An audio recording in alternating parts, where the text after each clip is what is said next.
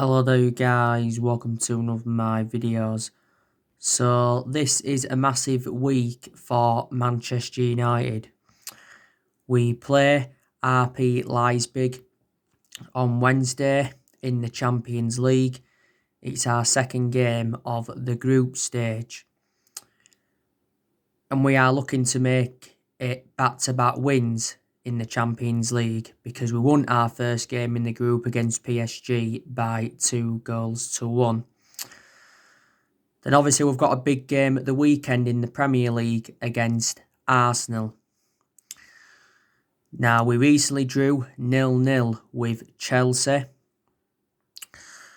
Like I said to you, it was a poor game. There wasn't really many chances in it. Like I mentioned, Rashford had 2 good chances in the game and Juan Mata had a very, very good chance.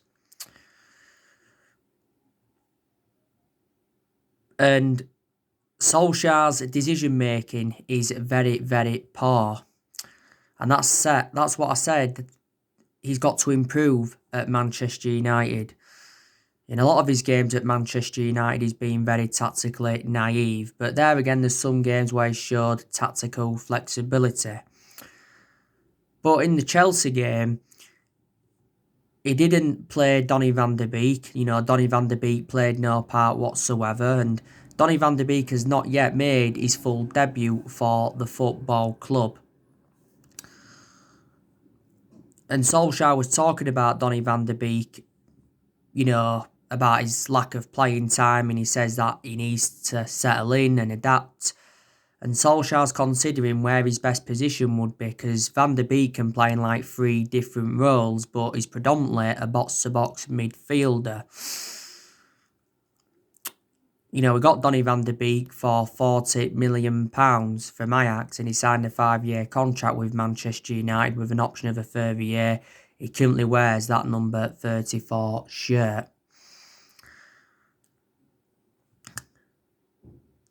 Axel Tuanzebe, he didn't play any part against Chelsea, and I said he should have been given another chance because he did very, very well in the PSG game.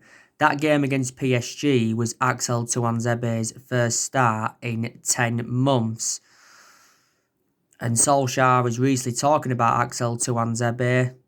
He's challenged Axel Tuanzebe to add consistency to ensure that he has a long career with Man United, and obviously Solskjaer's hopeful that he remains injury-free. Alex Telles, he didn't play any part in the Chelsea game, and I thought he'd be making his Premier League debut against Chelsea. Alex Telles, was very, very impressive on his debut against PSG, and I'm expecting a lot more from him. I think he's going to be a very, very good signing for Manchester United. We got Alex Telles for just over £15 million, with add-ons included, and he signed a 4-year contract with the football club with an option of a further year.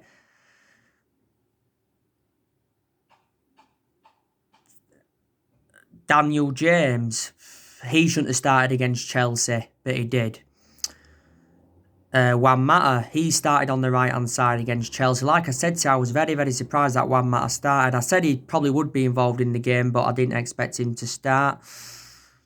I thought Solskjaer could have gone with, obviously, Edison Cavani up top to begin with, and Rashford and Greenwood on each flank. Greenwood came on late on, but, Greenwood should have started the game. Solskjaer recently defended Mason Greenwood, blasts our ex-players for criticising him, and he did say that the English media are starting to go after him, and he also denied that Mason Greenwood's timekeeping was poor. Mason Greenwood did miss our last 2 games before the Chelsea won, didn't he? We had a few issues with Mason Greenwood, was it at the start of the season? It confirmed at the start of the season that will give Mason Greenwood that number 11 shirt. He's the 4th Manchester United player to wear the number 11. Pogba, he was benched yet again against Chelsea, but obviously came on. Hasn't started any of our last 3 games as Paul Pogba.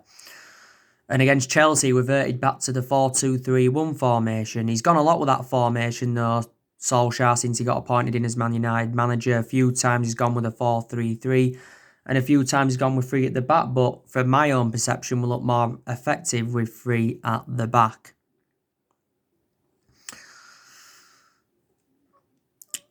But we did very, very well in the Newcastle game and we did very, very well in the PSG game. We are unbeaten in our last 3 games. So far this season, we've played 5 games in the league.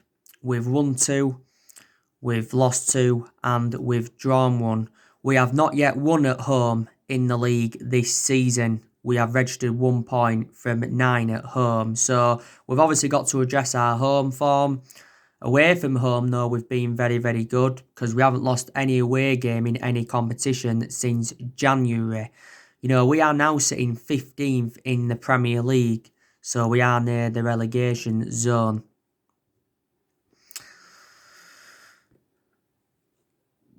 There is a lot of uncertainty regarding Ole Gunnar Solskjaer's future at Manchester United. And before them games against Newcastle and PSG, he was under serious pressure at the football club. And I think we may be forced into making a decision on Solskjaer soon.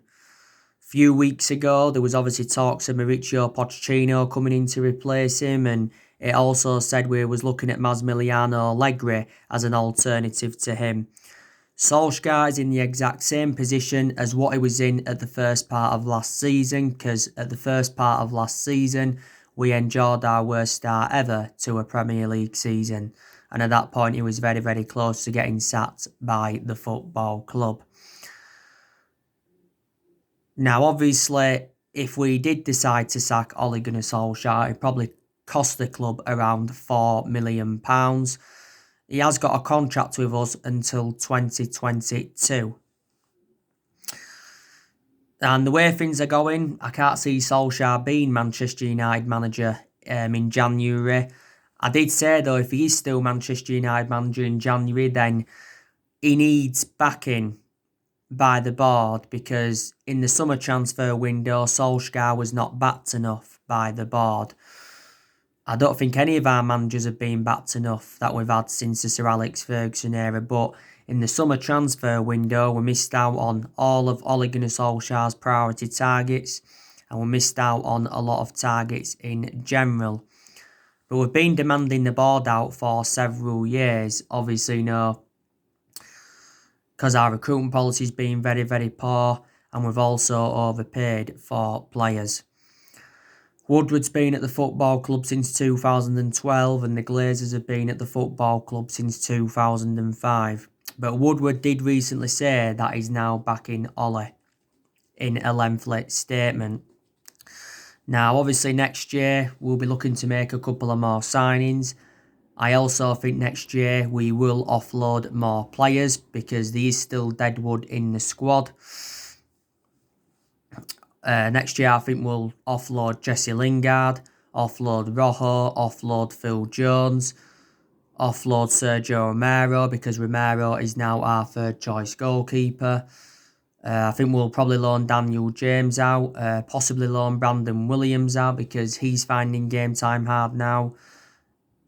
You know, there's a good chance Pogba could leave the football club next summer. You know, could we possibly sell Fred next year? Matic could be offloaded next year because he's lost his place in the team.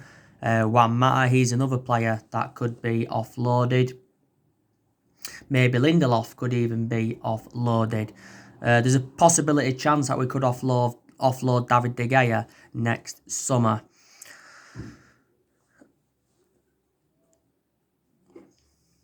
But, like I've said to you, I want Ole Gunnar Solskjaer's managerial tenure at Manchester United to work out because I love him a lot. And at the end of the day, he's a club legend. He was a great player for the football club for 11 years. He flourished under Alex Ferguson's guidance. But, like I've said to you so many times before, he hasn't got that proven pedigree, has he? You know, Manchester United is the third club in his managerial career. You know, he's managed almost 100 games, or is it 100 games now he's managed as Manchester United manager? He's won over 50 games as Manchester United manager. Solskjaer's been at Man United now for almost 2 years, including the 3 months when he was the interim manager. So we appointed him in December 2018, Ollie, and he's been permanent Manchester United manager since March 2019, hasn't he? And now he's into his second season at the football club. And I did say, didn't I, at the start of this season that Ole Gunnar Solskjaer has obviously got to exceed his expectations if he's to remain Manchester United manager. I said, Solskjaer's got to guide us to a top 4 finish, top 2 or top 3 finish if necessary, and win a trophy. I think it's very imperative that we win a trophy because we've not yet won out in terms of silverware under Solskjaer, and we haven't won a trophy for over 3 years. But he probably won't exceed these expectations, the way things are going at the moment.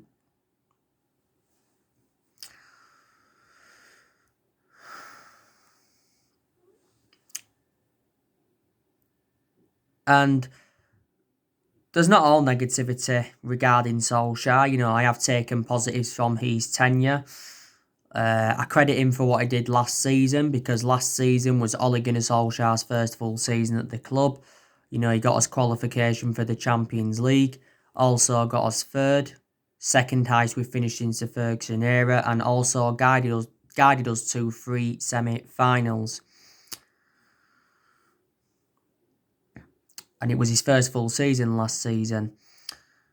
He's made some good signings since he got appointed in as Man United manager. He's spent over £200 million since he became Man United manager.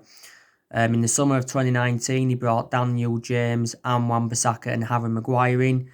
In January, he bought Bruno Fernandes and Odion Igalo in on loan. And in the summer transfer window this year, he brought Donny van der Beek in, Alex Telles, Edinson Cavani, Facundo Pellistri, and he brought Amad Traore in. Amad Traore will be joining the football club in January, as that's already been confirmed.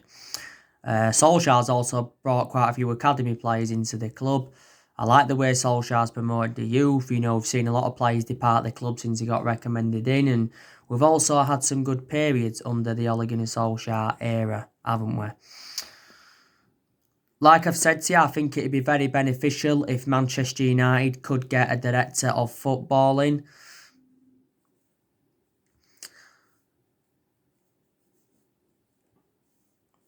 Because I think that's one of the structural changes that we need at the football club is a director of football. And if we are to get one in, we need someone who knows the club inside out and someone who's got that experience. It recently says that we're interested in hiring Louis Campos in. He's the Lille director. He's a former Monaco director and used to be a scout at Real Madrid. That's only what I really know about him. And there's been a few former Manchester United players linked with that director's role. We've been in the process of trying to get a director of football in since the Jose Mourinho era, haven't we?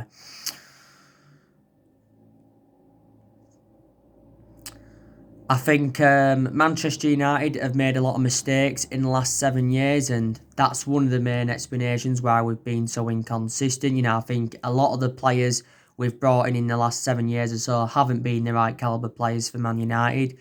I think there's probably a few players we let go who we shouldn't have let go. I think we should have definitely kept Lukaku and we should have kept Ander Herrera, definitely.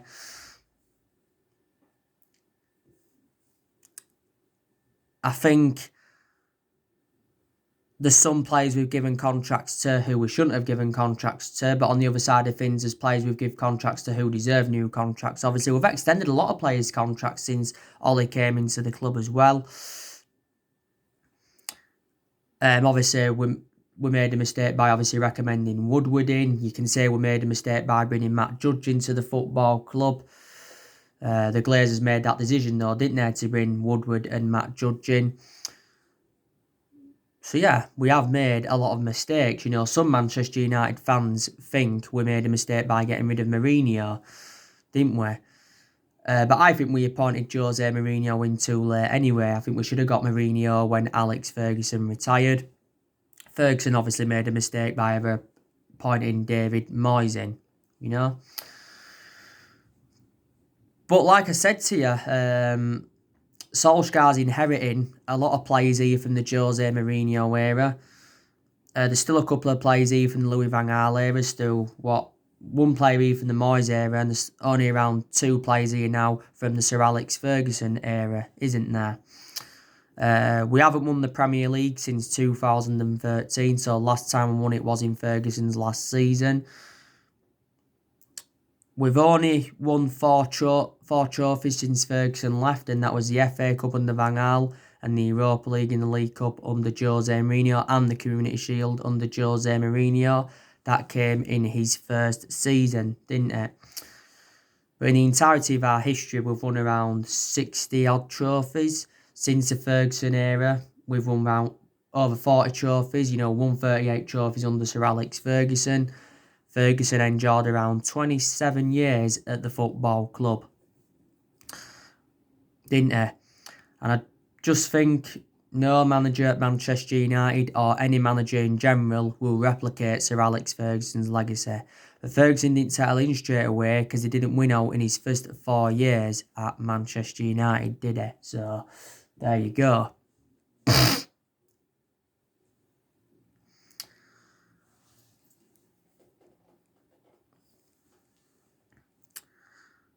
Anyway, I want to delve into some news on Paul Pogba. I gave you the news regarding Paul Pogba this morning, didn't I? But yeah, so according to recent reports, Paul Pogba has denied that he has quit the France national team.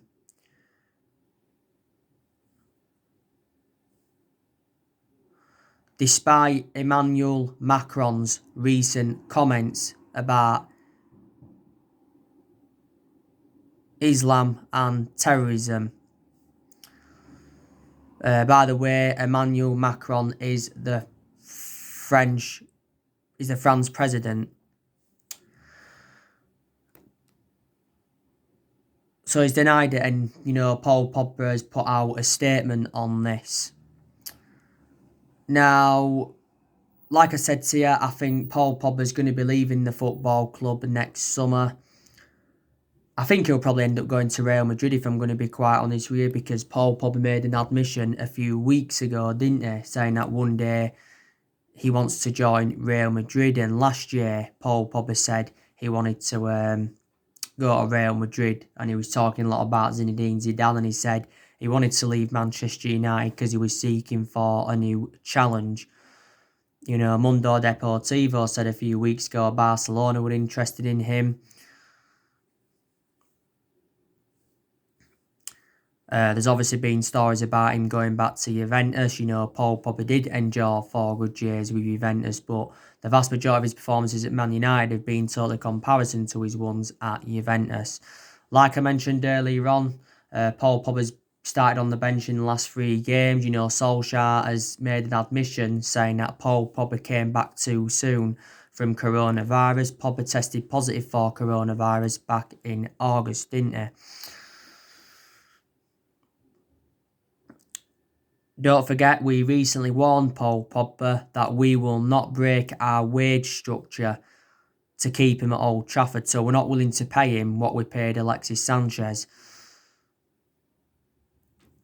So we've rejected Paul Pogba's new deal, haven't we?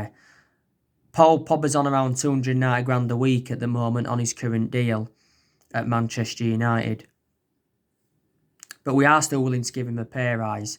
The other week, we triggered that 1-year extension on his contract. So that keeps Paul Pogba under contract at Man United till 2022. This was also confirmed by Fabrizio Romano, wasn't it? But, Paul Pogba's endured a pretty bad start to the season. This is his 5th season at Manchester United since he rejoined from Juventus back in 2016.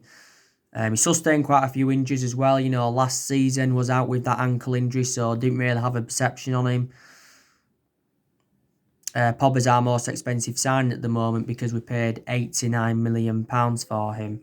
If we sell him next summer, I think we can probably get from between 60 to 70 million, but we'll find it extremely difficult to get more than the £89 million that we paid for him, won't we? So anyway, that's the news regarding Paul Pogba. So apparently hasn't quitted the France national team.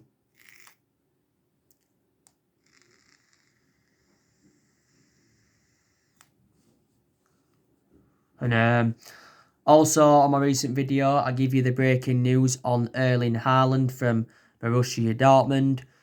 Reports have come out saying that Ole Gunnar Solsjaer wants Erling Haaland. We've renewed our interest and he's Solskjaer's priority target. That's stemming from The Athletic. Erling Haaland, I think, has got around, is it a 68 million release clause, but that's not active until 2022. We went in for Erling Haaland back in January, but obviously we missed out on him. I said it was a shame we missed out on him because he would have been an Ole Gunnar Solskjaer type signing.